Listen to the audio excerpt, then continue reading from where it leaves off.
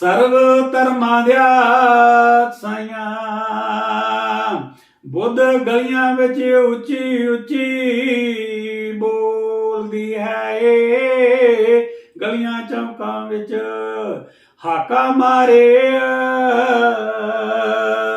ਹਰ ਮੋੜ ਤੇ ਤੁਹਾਨੂੰ ਟੋਲਦੀ ਹੈ ਏ ਫਾਟਕਾਂ ਦੇ ਲਾਂਘਿਆਂ ਤੇ ਸ਼ਹਿਰਾਂ ਦੇ ਵਿੱਚ ਇਹ ਪਈ ਗੱਲਾਂ ਕਰਦੀ ਹੈ ਇਹ ਭੋਲਿਓ ਕਦ ਤੱਕ ਭੋਲੇਪਣ ਨਾਲ ਪ੍ਰੀਤ ਰੱਖਣੀ ਹੈ ਵਕਤ ਦੀ ਘੜੀ ਪਈ ਚਲਦੀ ਹੈ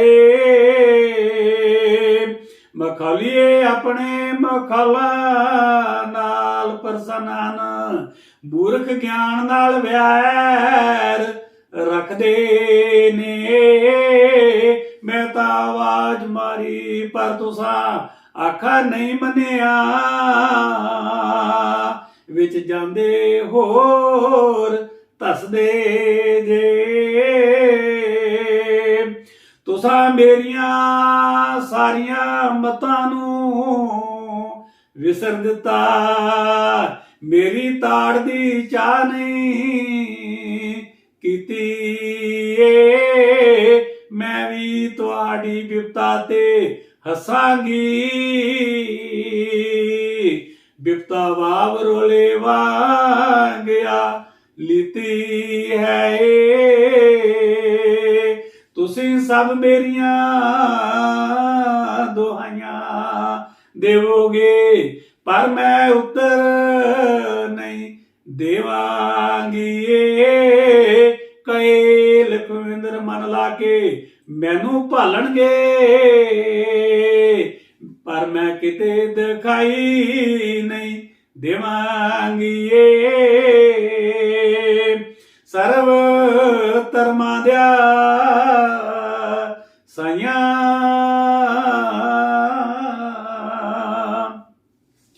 ਸਰਬ ਧਰਮਾਂ ਦਿਆ ਸਾਈਆਂ ਬੁਰੀ ਰੂਹ ਦੀ ਚਾਲ ਵਿਗੜੀ ਹੋਈ ਹੈ ਉਹ ਪਰਾਈ ਤੀਵੀ ਵੱਲ ਚਲਦੀ ਹੈ ਜਿਸ ਚਿਕਣੀ ਚੋਪੜੀ ਗੱਲ ਲਕੋਈ ਹੋਈ ਹੈ ਆਪਣੇ ਜਵਾਨੀ ਦੇ ਸਾਥੀ ਨੂੰ ਛੱਡ ਦਿੱਤਾ ਆਪਣੇ ਪਰਮੇਸ਼ਰ ਨੂੰ ਵਿਸਾਰਿਆ ਉਹਦਾ ਘਰ ਮੌਤ ਵੱਲ ਲੈ ਪੈਂਦਾ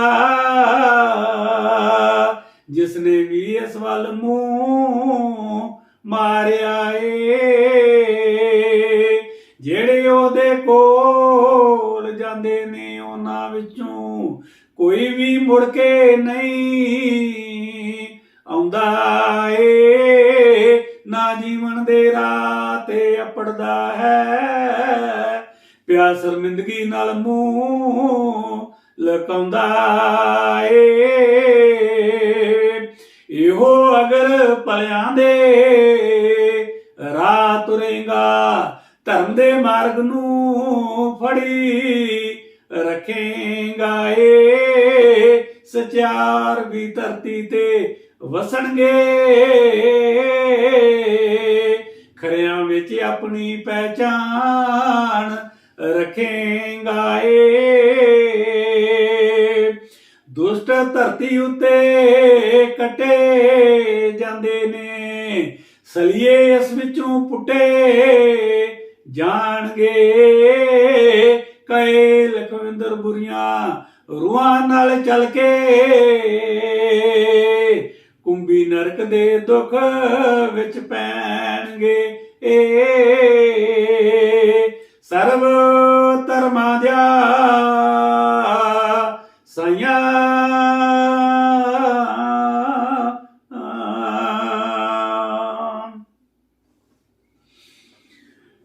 ਮਸੀਹ ਨੂੰ ਪਿਆਰੀ ਸਾਧ ਸੰਗਤ ਪਰਮੇਸ਼ਰ ਦਾ ਗਿਆਨ ਜਾਨੀ ਨੌਲੇਜ ਜਿਸ ਨੂੰ ਸਾਡੀ ਆਤਮਾ ਹੀ ਕੇਵਲ ਪਹਿਚਾਨ ਸਕਦੀ ਹੈ। ਇਸ ਬਾਰੇ ਬਾਈਬਲ ਵਿੱਚ ਕਰੂਥੀਅਨਜ਼ ਅਧਿਆਇ 2 ਮਤੀ 6 ਤੋਂ 16 ਵਿੱਚ ਫਰਮਾਇਆ ਗਿਆ ਹੈ। ਪਹਿਲੇ ਤਾਂ ਦਾਸ ਇਹ ਦੱਸਣਾ ਚਾਹੇਗਾ ਕਿ ਅੱਜ ਦਾ ਵਿਸ਼ਾ, ਅੱਜ ਦਾ ਪ੍ਰਕਰਨ, ਅੱਜ ਦਾ ਸਬਜੈਕਟ ਹੈ ਜੋ ਉਹ ਹੈ ਗਿਆਨ। तो ज्ञान एक दुनियावी है, एक अध्यात्मिक है। तो बाइबल एक ਇਹੋ ਜਿਹਾ ਪਵਿੱਤਰ ਗ੍ਰੰਥ ਹੈ ਜਿਸ ਵਿੱਚ ਪਹਿਲਾਂ ਸਾਨੂੰ ਇੱਕ ਵਧੀਆ ਸੰਸਾਰੀ ਬਣਾਇਆ ਹੈ, ਪਹਿਲਾਂ ਇੱਕ ਵਧੀਆ ਦੁਨੀਆਦਾਰ ਬਣਨ ਲਈ ਸਾਨੂੰ ਸਿਖਾਇਆ ਗਿਆ ਹੈ। ਪਹਿਲਾਂ ਦੁਨੀਆਦਾਰ ਵਧੀਆ ਬਣ ਕੇ ਫਿਰ ਇਸ ਇੱਕ ਪਰਮੇਸ਼ਰ ਦੀ ਇਬਾਦਤ ਕਰਨ ਲਈ ਇਸ਼ਾਰਾ ਕੀਤਾ ਹੈ। तो ਇਸ ਪਵਿੱਤਰ ਬਾਈਬਲ ਵਿੱਚ ਗਿਆਨ ਦੀਆਂ ਗੱਲਾਂ, ਬੁੱਧ ਦੀਆਂ ਗੱਲਾਂ ਇੰਨੀਆਂ ਪਵਿੱਤਰ ਹਨ, ਇੰਨੀਆਂ ਵਧੀਆ ਹਨ ਕਿ ਦਾਸ ਦੇ ਦਿਲ ਨੂੰ ਛੂੰਹਦੀਆਂ ਹਨ। ਦਾਸ ਨੇ ਬੋਲ ਕੇ ਵੀ ਦੇਖੋ, ਦਾਸ ਨੇ ਜੋ ਸਲੋਗਨ ਬੋਲੇ ਨੇ ਇਹਨਾਂ ਵਿੱਚ ਇਨਸਾਨ ਨੂੰ ਸਹੀ ਪਾਸੇ ਲਈ ਹੀ ਇੰਡੀਕੇਟ ਕੀਤਾ ਹੈ। ਸੋ ਕਰੂਥੀਅਨਜ਼ ਅਧਿਆਇ 2 ਮਤੀ 6 ਤੋਂ 16 ਵਿੱਚ ਫਰਮਾਉਂਦੇ ਹਨ। ਮਤੀ 6 ਵਿੱਚ ਕਿਹਾ ਹੈ ਕਿ ਸਗੋਂ ਪਰਮੇਸ਼ਰ ਦਾ ਗੁਪਤ ਗਿਆਨ ਭੇਦ ਨਾਲ ਸੁਣਾਉਂਦੇ ਹਾਂ, ਜਿਹਨੂੰ ਪਰਮੇਸ਼ਰ ਨੇ ਯੁੱਗਾਂ ਤੋਂ ਪਹਿਲਾਂ ਸਾਡੇ ਪ੍ਰਤਾਪ ਲਈ ਠਹਿਰਾਇਆ। But we speak the wisdom of God in a mystery, the hidden wisdom which God arranged before the ages for our glory। ਮਤੀ 7 ਵਿੱਚ ਕਹਿ ਰਹੇ ਨੇ, ਤਾਂ ਵੀ ਅਸੀਂ ਸਿਆਣਿਆਂ ਅੱਗੇ ਗਿਆਨ ਸੁਣਾਉਂਦੇ ਹਾਂ, ਪਰ ਉਹ ਗਿਆਨ ਨਹੀਂ ਜੋ ਇਸ ਯੁੱਗ ਦਾ ਹੋਵੇ। ਇਹ ਸੰਸਾਰੀ ਗਿਆਨ ਹੋਏ, ਇਸ ਯੁੱਗ ਦਾ ਹੋਵੇ, ਅਤੇ ਨਾ ਇਸ ਜਗ ਦੇ ਹਾਕਮਾਂ ਦਾ, ਜਿਹੜੇ ਆਏ ਤੇ ਗਏ, ਜਿਹੜੇ ਨਾਸ ਹੋ ਗਏ ਜਾਂ ਹੋ ਰਹੇ ਹਨ। However, we speak wisdom among those who age future, yet not the wisdom of this age, nor of the rulers of this age, who are coming to nothing। ਜਿਸ ਨੂੰ ਇਸ ਯੁੱਗ ਦੇ ਹਾਕਮਾਂ ਦੇ ਵਿੱਚੋਂ ਕਿਸੇ ਨੇ ਨਾ ਜਾਣਿਆ, ਜੇਕਰ ਉਹ ਜਾਣਦੇ ਤਾਂ ਤੇਜਵਾਨ ਪ੍ਰਭੂ ਨੂੰ ਸਲੀਬ ਉੱਤੇ ਨਾ ਚੜਾਉਂਦੇ। ਇਹ ਦੁਨੀਆਦਾਰੀ ਵਾਲੇ ਹਾਕਮਾਂ ਦੀ ਗੱਲ ਕੀਤੀ ਗਈ ਹੈ, ਦੁਨਿਆਵੀ ਗਿਆਨ ਦੀ ਗੱਲ ਕੀਤੀ ਗਈ ਹੈ ਕਿ ਦੁਨਿਆਵੀ ਗਿਆਨ ਜਦ ਉਲਟਾ ਚੱਲਦਾ ਹੈ ਤੇ ਫਿਰ ਕਿੰਨਾ ਅਨਰਥ ਹੁੰਦਾ ਹੈ। So which none of the rulers of this age knew, for had they known, they would not have crucified the Lord of glory। ਪ੍ਰਭੂ ਜਿਵੇਂ ਲਿਖਿਆ ਹੈ, ਜਿਹੜੀਆਂ ਅਵਸਥਾ ਅੱਖੀਂ ਨਾ ਦੇਖੀਆਂ, ਨਾ ਕੰਨੀ ਸੁਣੀਆਂ, ਨਾ ਇਨਸਾਨ ਦੇ ਮਨ ਵਿੱਚ ਆਈਆਂ, ਜਿਹੜੀਆਂ ਅਵਸਥਾ ਪਰਮੇਸ਼ਰ ਨੇ ਆਪਣੇ ਪ੍ਰੇਮੀਆਂ ਲਈ ਤਿਆਰ ਕੀਤੀਆਂ। But as it is written, eye has not seen, nor ear heard, nor have entered into the heart of man the things which God has prepared for those who love him। ਉਹਨਾਂ ਨੂੰ ਪਰਮੇਸ਼ਰ ਨੇ ਆਤਮਾ ਦੇ ਦੁਆਰਾ ਸਾਡੇ ਉੱਤੇ ਪ੍ਰਗਟ ਕੀਤਾ। ਕਿਉਂ ਜੋ ਆਤਮਾ ਸਾਰੀਆਂ ਅਵਸਥਾਵਾਂ ਦੀ, ਸਗੋਂ ਪਰਮੇਸ਼ਰ ਦੀਆਂ ਡੂੰਘੀਆਂ ਅਵਸਥਾਵਾਂ ਦੀ ਜਾਂਚ ਕਰ ਲੈਂਦਾ ਹੈ। But God has revealed them to us through his Spirit, for the Spirit searches all things, yes, the deep things of God। ਮਨੁੱਖ ਦੀ ਆਤਮਾ ਤੋਂ ਬਿਨਾਂ ਜੋ ਉਸ ਦੇ ਅੰਦਰ ਹੈ, ਮਨੁੱਖਾਂ ਵਿੱਚੋਂ ਮਨੁੱਖ ਦੀਆਂ ਗੱਲਾਂ ਕੌਣ ਜਾਣਦਾ ਹੈ? ਕਦੇ ਅਸੀਂ ਕਿਸੇ ਦੀ ਗੱਲ ਜਾਣਦੇ ਨਹੀਂ। ਇਸੇ ਤਰ੍ਹਾਂ ਇਸੇ ਪ੍ਰਕਾਰ ਪਰਮੇਸ਼ਰ ਦੇ ਆਤਮਾ ਤੋਂ ਬਿਨਾਂ ਪਰਮੇਸ਼ਰ ਦੀਆਂ ਗੱਲਾਂ ਕੋਈ ਨਹੀਂ ਜਾਣ ਸਕਦਾ, ਨਾ ਹੀ ਕੋਈ ਜਾਣਦਾ ਹੈ। For what man knows the things of a man except the spirit of the man which is in him, even So no one knows the things of God except the Spirit of God. ਪਰ ਸਾਨੂੰ ਜਗਤ ਦਾ ਆਤਮਾ ਨਹੀਂ, ਸਗੋਂ ਉਹ ਆਤਮਾ ਮਿਲਿਆ ਹੈ ਜਿਹੜਾ ਪਰਮੇਸ਼ਰ ਤੋਂ ਹੈ, ਤਾਂ ਜੋ ਅਸੀਂ ਉਹਨਾਂ ਪਦਾਰਥਾਂ ਨੂੰ ਜਾਣੀਏ ਜਿਹੜੇ ਪਰਮੇਸ਼ਰ ਨੇ ਸਾਨੂੰ ਬਖਸ਼ੇ ਹਨ। Now we have received not the spirit of the world, but the Spirit who is from God, that we might know the things that have been freely given to us by God. ਅਸੀਂ ਇਹਨਾਂ ਗੱਲਾਂ ਨੂੰ ਮਾਨਸ ਗਿਆਨ ਦਿਆਂ ਦੱਸਿਆ ਹੋਇਆ ਸ਼ਬਦਾਂ ਨਾਲ ਨਹੀਂ, ਅਸੀਂ ਇਹਨਾਂ ਗੱਲਾਂ ਨੂੰ ਮਾਨਸ ਗਿਆਨ ਦੇ ਦੱਸਿਆ ਹੋਇਆ ਸ਼ਬਦਾਂ ਨਾਲ ਨਹੀਂ, ਸਗੋਂ ਆਤਮਾ ਦੇ ਦੱਸੇ ਹੋਏ ਸ਼ਬਦਾਂ ਨਾਲ, ਅਰਥਾਤ ਆਤਮਿਕ ਗੱਲਾਂ ਨਾਲ ਆਤਮਿਕ ਮਨੁੱਖਾਂ ਨੂੰ ਦੱਸਦੇ ਹਾਂ। These things we also speak, not in words which man's wisdom teaches, but which the Holy Spirit teaches, comparing spiritual things with spiritual. ਪਰ ਪ੍ਰਮਾਣਿਕ ਮਨੁੱਖ ਪਰਮੇਸ਼ਰ ਦੇ ਆਤਮਾ ਦੀਆਂ ਗੱਲਾਂ ਨੂੰ ਕਬੂਲ ਨਹੀਂ ਕਰਦਾ।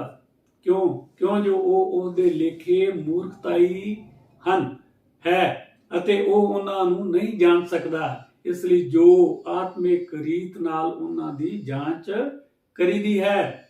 But the natural man does not receive the things of the Spirit of God, for they are foolishness to him, nor can be known them, because they are spiritually discerned. ਪਰ ਜਿਹੜਾ ਆਤਮਿਕ ਹੈ ਉਹ ਤਾਂ ਸਭਨਾਂ ਗੱਲਾਂ ਦੀ ਜਾਂਚ ਕਰਦਾ ਹੈ, ਪਰ ਆਪ ਕਿਸੇ ਤੋਂ ਜਾਚਿਆ ਨਹੀਂ ਜਾਂਦਾ। But he who is spiritual judges all things, yet he himself is rightly judged by no one. ਕਿਉਂ ਜੋ ਪ੍ਰਭੂ ਦੀ ਬੁੱਧੀ ਨੂੰ ਕਿਨ ਜਾਣਿਆ ਹੈ, ਭਾਈ ਉਹਨੂੰ ਸਮਝਾਵੇ, ਪਰ ਮਸੀਹ ਦੀ ਬੁੱਧੀ ਸਾਡੇ ਵਿੱਚ ਹੈ। For who has known the mind of the Lord that he may instruct him, but we have the mind of Christ. ਪ੍ਰਭੂ ਯਿਸੂ ਮਸੀਹ ਦੀ ਬਾਣੀ ਹੋਵੇ ਜਾਂ ਬਾਕੀ ਹੋਰ ਧਰਮਾਂ ਦੀਆਂ ਬਾਣੀਆਂ ਹੋਣ, ਇਹਨਾਂ ਬਾਣੀਆਂ ਨੇ ਇਨਸਾਨ ਦੇ ਲਿਖਣ ਪੜ੍ਹਨ ਜਾਂ ਬੁੱਧੀ ਦੇ ਵਿਚਾਰਾਂ ਨੂੰ ਜਾਂ ਵਕਤ ਦੇ ਹਾਕਮਾਂ ਔਰ ਉਹਨਾਂ ਦੇ ਸਰਾ ਕਾਨੂੰਨਾਂ ਨੂੰ ਗਿਆਨ ਨਹੀਂ ਮੰਨਿਆ। ਜਿੰਨੇ ਵੀ ਗ੍ਰੰਥ ਹੋਏ ਹਨ ਸਾਰਿਆਂ ਨੇ ਸਪਿਰਿਚੁਅਲ ਗਿਆਨ, ਪਰਮਾਰਥੀ ਗਿਆਨ ਦੀ ਗੱਲ ਕੀਤੀ ਹੈ। ਸਗੋਂ ਸ਼ਬਦ ਜੋ ਦੇਹਧਾਰੀ ਹੋ ਕੇ ਆਇਆ, ਯਿਸੂਸ ਜੋ ਦੇਹਧਾਰੀ ਹੋ ਕੇ ਆਇਆ, ਇਸ ਨੂੰ ਜਾਣਨ, ਇਸ ਨੂੰ ਸਮਝਣ ਔਰ ਇਸ ਦੇ ਫਰਮਾਨ ਨੂੰ ਸਮਝ ਕੇ ਚੱਲਣ ਔਰ ਇਸ ਦੀ ਰਜ਼ਾ ਭਾਣੇ ਹੁਕਮ ਅੰਦਰ ਚੱਲਣ ਨੂੰ ਗਿਆਨ ਕਿਹਾ ਹੈ। ਮੇਰੇ ਮਸੀਹ ਵੀਰ ਸਮਝ ਰਹੇ ਹੋਣਗੇ ਕਿ ਜੋ ਸ਼ਬਦ ਦੇਹਧਾਰੀ ਹੋ ਕੇ ਆਇਆ, ਯਿਸੂ ਮਸੀਹ ਦੇਹਧਾਰੀ ਹੋ ਕੇ ਆਇਆ, ਇਹ ਸ਼ਬਦ ਸਰੂਪ ਪ੍ਰਮਾਤਮਾ ਦਾ ਪੁੱਤਰ ਹੈ। ਇਸ ਗੱਲ ਨੂੰ ਪਹਿਲਾਂ ਸਮਝਣਾ ਹੈ। ਅਸੀਂ ਕੁਝ ਲੋਕ ਡਾਇਰੈਕਟਲੀ ਪ੍ਰਭੂ ਯਿਸੂ ਮਸੀਹ ਦੀ ਗੱਲ ਕਰਦੇ ਹਾਂ, ਲੇਕਿਨ ਪ੍ਰਭੂ ਯਿਸੂ ਮਸੀਹ ਖੁਦ ਕਹਿ ਰਹੇ ਹਨ ਕਿ I am the son of God, ਮੈਂ ਪ੍ਰਮਾਤਮਾ ਦਾ ਪੁੱਤਰ ਹਾਂ।